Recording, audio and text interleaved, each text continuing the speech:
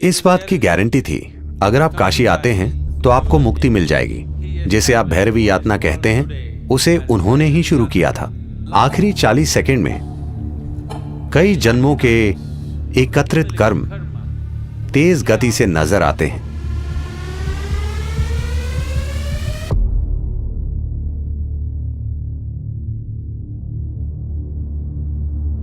काल भैरव का मतलब है वो जो काले हैं। यह उनका एक आयाम है। इसे कई तरीकों से देखा गया है। यह शिव का एक भयंकर रूप है। जब वो विनाश करने लगे, किसी चीज का विनाश नहीं, समय का विनाश। देखिए, सभी भौतिक चीजों की एक समय सीमा होती है ना? अगर मैं आपके समय का नाश कर दूं तो सब खत्म। तो काल भैरव का मतलब यही है, क्योंकि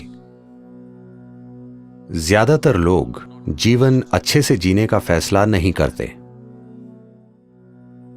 उनकी एक इच्छा होती है, कम से कम उनकी मृत्यु शानदार तरीके से हो। यही छोटी सी इच्छा लाखों लोगों को काशी खींच लाती है, मरने के लिए। तो जीवन के अंतिम चरण में लोग आए क्योंकि वो शानदार तरीके से नहीं जी पाए। उनका सपना था कि वो कम से कम शानदार तरीके से मरे। शानदार तरीके से मरने का मतलब है कि मृत्यु से ना सिर्फ शरीर का त्याग हो, बल्कि मृत्यु से परम मुक्ति तक पहुंच पाएं। इस बात की गारंटी थी कि अगर आप काशी आते हैं तो आपको मुक्ति मिल जाएगी, भले ही पूरी जिंदगी आप बेहद बुरे इंसान क्यों न रहे हों। तो तमाम बेकार लोगों ने वहां आना शुरू कर दिया क्योंकि उन्होंने बुरे तरीके से जीवन जिया था और वो शानदार तरीके से मरना चाहते थे। इससे बेकार लोगों की संख्या बढ़ने लगी। फिर शिव बोले, ये जगह खराब होती जा रही है। इतने बेकार लोगों के कारण वो जगह खुद भी खराब बन गई। इसलिए वो बोले, इसे कंट्रोल करना जरूरी है। जिसे आज भैरवी यातना कहते हैं, उसे उन्होंने ही शुरू किया था। आपको पता है यातना का क्या मतलब है? यातना का अर्थ है भयंकर पीड़ा। ऐसा आपके साथ नर्क में होता है, पर वो इसे आपके साथ यहीं कर देंगे। जीवन के आखिरी 40 सेकंड में अगर व्यक्ति चेतन है या वो किसी प्रतिष्ठित जगह में है, तो हर इंसान के साथ स्पष्ट रूप से ऐसा होगा।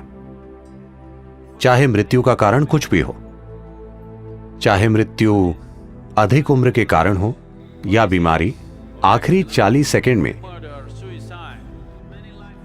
कई जन्मों के एकत्रित कर्म तेज गति से नजर आते हैं। उस पल, इन 40 सेकंड में ही, अगर आपने अज्ञानता का जीवन जिया है, अगर आपने अचेतना का जीवन, अचेतना के कई जीवन जिए हैं, इन 40 सेकंड में अगर आप थोड़ी जागरूकता बनाए रखें, तो वो कहते हैं कि आप कई जन्मों के एकत्रित कर्म से मुक्त हो जाएंगे। आप सिर्फ 40 सेकंड के लिए एक तीव्र पीड़ा से गुजरेंगे और फिर शुद्ध हो जाएंगे और विलीन हो जाएंगे।